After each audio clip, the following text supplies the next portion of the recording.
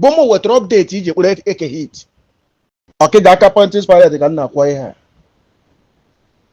maka ọ na-abọda m hinne ọ na-abọda m n'obi ọ na-abọda m ihe adịghị aga ka o si kwesị ịga m ọ na-abọda m ọ na-afụ m ụfụ n'obi ka m kwupụrụ enu kwupụrụ ana okwu atagbuo m asị afọpuo m ome n'afọ ka m kwupụ update eke hit bụ m wetara ya ọ mụ bụ onye jụrụ ogo dịkarị bụrụ ezu efukwu na update nke eke hit gbara achawo na ya lagide ikpu a na-enweghị ọkụ na onye gị ọgwụ achawo lagide ikpu a na-enweghị ọkụ nje afụgokwa update nke a esi mkpamụ mmanụ nwanne gị na ị na Facebook na ị na-afụ mụ weta na update ewe nje na peji eke hit wee gbata update eke hit gba wee gbanyere sị gị na nke oso na ihe unu na-ekwu na ọ dị against ihe arụgo gọọmenti na Okija isi m yes n'ụdị evidence aka ya na-achọ na me invite imezie ya invite mụ amazi ụbọchị emere invite mụ amasị ya onwezi ihe ọzọ ajụzi ya ngị ihe imeziri bụ ụbọchị imeziri arrest ka ị gbara m the video na inbox m enene m the video say go well done job. Hey my people, in our watch this video, they share the video. Now the person with the information ejibuleke hit His Royal Highness Nnemeka Eze Abunwa Igwe Ogbatulenyi Eze Okija owesi mu welozie to saya n'ikuku based on na ife ekwuru wee sị onye na-eme nke adịghị mma si kwue ka aga donye aka na ntị. The same person na-apụ na wee kwuo sị ndị Anambra steeti stroke nwanne nwoke bụ Emeakayi farapụ eke hit because na ọ bụzighị ife ekwuru ka a na-emezi. Kedu ife ndị ekwuru ebe a o wee kwuo wee sị na ọ bụsọ eke hit na nwere ndị ọzọ na-emekwa ife ọjọọ n'obodo na kpọrị the same Emeakayi mana kịta na ndị nke afọ abatago ọfọzie eke hit so na ya na-afụ aka nwunye eke hit na-ebe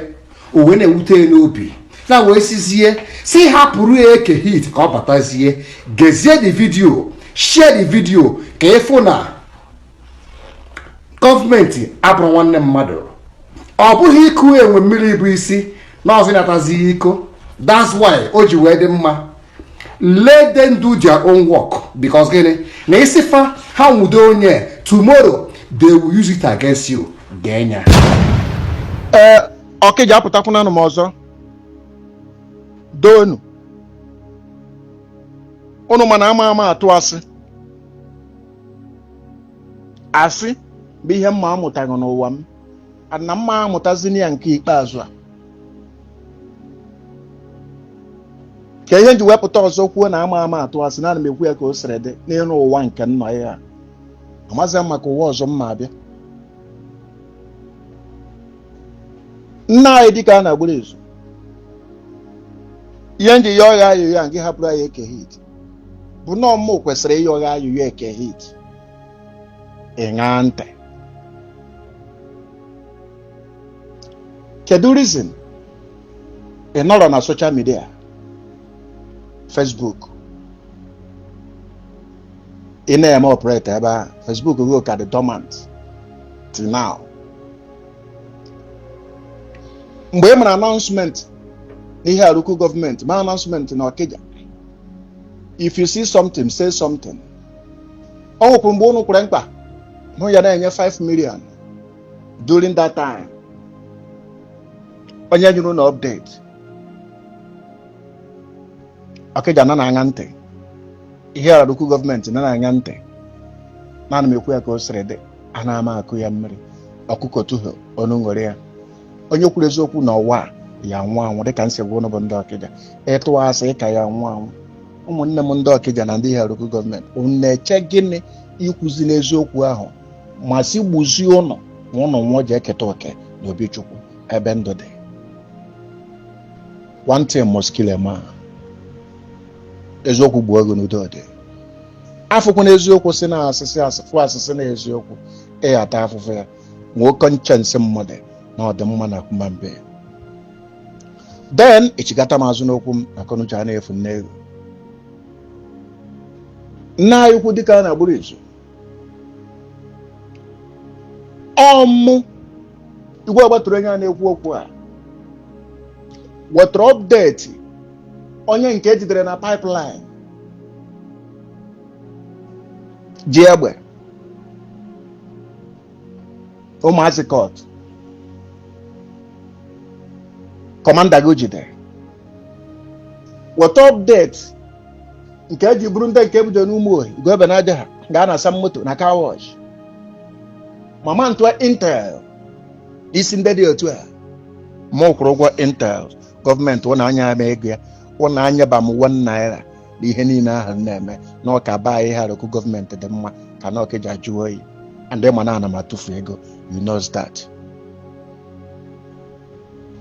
Now emechaa release ise ndị dị otu a amarọkwa m o ịgwakwa m o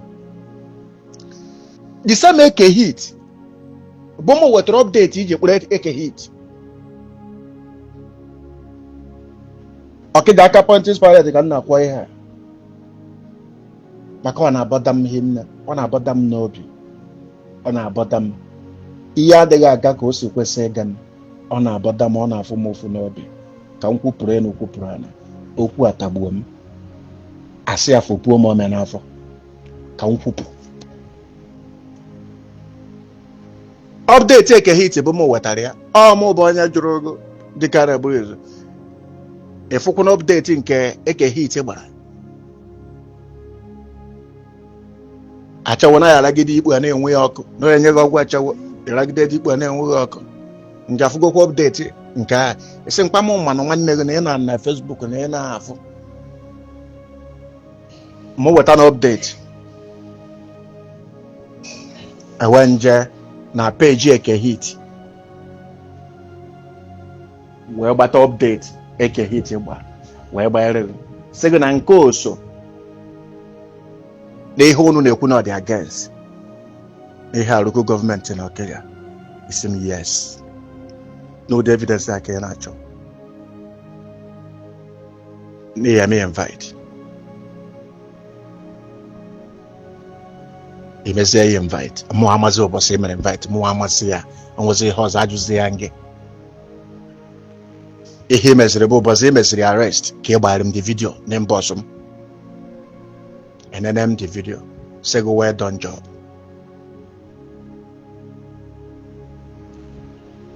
ọ mụ wetara update ya mụ wetasịkwa update ndị niile ya ndị nke hapụsịrị hapụ ndị ọkọta mụ wetara update ya many ọrụ ya na-arụsị ọ mụ na-eweta update ya yes or no with your commander nkoro abụọ with your commander mgbe ya wetu ọ bụrụ nke mma amount intel kwụ ụgwọ intel weta ego nne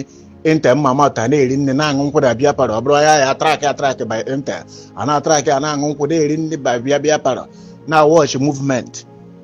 any fucking step akụọ n'igwe ego na ikwu ọbụrụ ego nọ nyere m ndị niile ahụ mmadụ intel na enyi ọnụ soro na akwụ 5 million nwa nke ọnụ si nso ọnụ nye m 5 million nwa nke ọnụ si nye m 1 naira nọkwasị m na enyi ji ama ego ụnọ na ọka ba anyị dị mma ka m na-eme asị igwe ọgbatụrụ enyi asị eze Okija adọndit ego ọnụ na Chukwu agọzigbone m na-aba m ogbe ana m eriju afọ na-adị m oke na ebe ụmụ ọgba m nọ oke elapụzie ndị niile a ọ mụ wetara intel ya mụ wetara update ya na eke hit mụ wetakwara update ya n'ebe okwu m na-ejezi okwu nke ikpeazụ anyị pụtara biko ịmarazienu ntu ahụ isikwa hapụkwa ndị ahụ m wetasịrị update ya nye gị hapụkwara na ya eke hit n'ofu mmanwụ ahụ ka bag na 3 crime eke hit adịghị iche na crime ndị nke a ịhapụsị eke hit afọ anyị egbe n'aka o eke hit enwe egbe o mana ọ nwụrụ na onye afọrọ egbe n'aka nọ akpụtara na Ọka ọkwa hapụrụ ya ma ha mazie m nke Ekehit ọ dịzi iche ọ bụ asị ka a kpọrọ ya kpam wetara update ya jụọ na nke oso na ihe ndị ụnụ na-achọ ichi yes iwe je kpọrọ ya ngwa nọ n'ọnọzie nanụ do hapụziere nụ ya ọmụ wetara update mụ ya sịkwa gị dozie n'ọmụ wetara update ma eweta nwa m hapụziere anyị Ekehit n'ọnọgwene na ndị nke m wetara update mburi ụzọ Ekehit bụ ụzọ na ịhapụchagbuna ya hapụzie na ya nọ na m ewetaghị update ahụ na ya afọ ya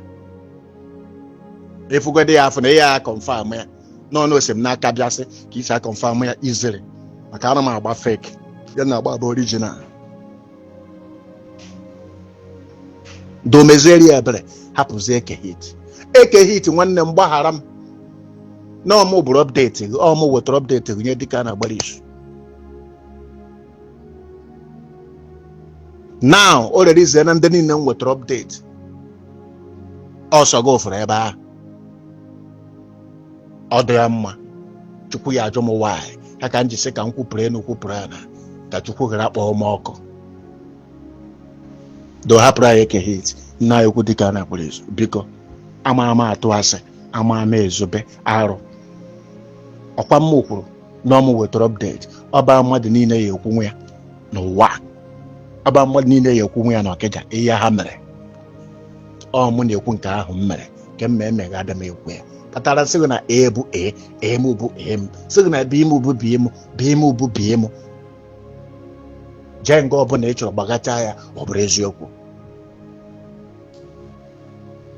ọbaha ụdara bụ mmụ kpọrọ ọmụ ugboro update amị ji bata ọbaha ụdara wee bute ndị ọnọngọ mmenụ n'ebe ahụ eji agba m ụwọ desi anaghị agbabe m ọkụ desi naghị eme nka desi naghị eme nka ịdị awe ịpụtakwara na Okija charenji ndị dị otu a si ọbụma agbaghị update onye ya ekwu ya onye okwukwe kwuzie ya agbabe ya ụwọ ọmụ ugboro update ahụ eji gbarie ọbaha ụdara maka arụ na-eme ebe ahụ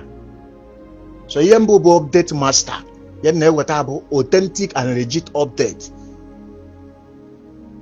so na nke Ekehit ahịa adịsị n'iche na ya okwu donunu esekpu ma na chinasị aka enu mezie maka na ọmụ nyere gị update aha na efu ahịa mezie ya ebere onye wetara update sego mezie ya ebere gbagharazie na onye dị otu a Okija nke aka nsị ka ngwa ụnụ ka ụnụ mụnakpa nke a taa na egwu ọgbatịrị enyi mere nke dị nka ka Okija wee dị mma mana amazi m na ya nọrụ nke ọ nọrọ ya ahapụzie ndị ọzọ ọ dị ntu a o bitere na-ekwu ọ dị ntu a ibitere ego mmụnwa wetara the update ndị nke hapụrụ ha ba sent ọ dị sen counterpart ka ha bụ ma ọ bụrụ na-ekwu igwe suru oyibo bụ eze Enugu steeti Chukwu gozie ọnụ na-ekwu eziokwu n'ụwa na-akwuru n'eziokwu na nke onye eziokwu ruru na onye asị ya na-eri ya onye asị were ego ruo nga ya ọ mechọọ ya ada maka asị ya na-adịgide ma eziokwu na-adịgide enwugodi n'elu eziokwu o nwere ebe ndị ọzọ dị n'enugwe ije keta okele obi Chukwu ọ ya na-aka m obi ịdị na-ekwu eziokwu a na-ekwu maka o nwere nke mkpụrụ obi anyị na-eje Chukwu gozie ọnụ onye o wutekwara ya ewute na ya mmemmenụ maka mafụkwa eziokwu akọba m ọnụ akpọba m iyi agbaba m okwu ọjọọ ghara ikwu nke ahụ bụ eziokwu ka o siri mee mba kama na m kwuru eziokwu ma ọ kparịbazie m ma ọ tụzie m okwute ma ọ krusifai ya m ka ọ m nnukwu ntụ igwe na-enu ebe ntị esi kpọ nna anyị nwa obere oge akpọgbuo ya n'obe abanụ m onye izizi ka m kwuru ebe ntụ a n'eze Okija ka nọrọ ya nna anyị ukwu nke nwe nke dịka na-agbụrụ ezo ntụkwasị tinye ebewu na ọ bụ na ihe niile m kwuru na ọba ka o si eme biko hapụrụ anyị Ekehit onye ka ị ya akpọ ya anyị Barnabas jụọ anyị ụdị ajụjụ a taa ka anyị saa ya onye ka ị ya akpọ ya anyị Barnabas onye bụ Barnabas Ekehit God bless you.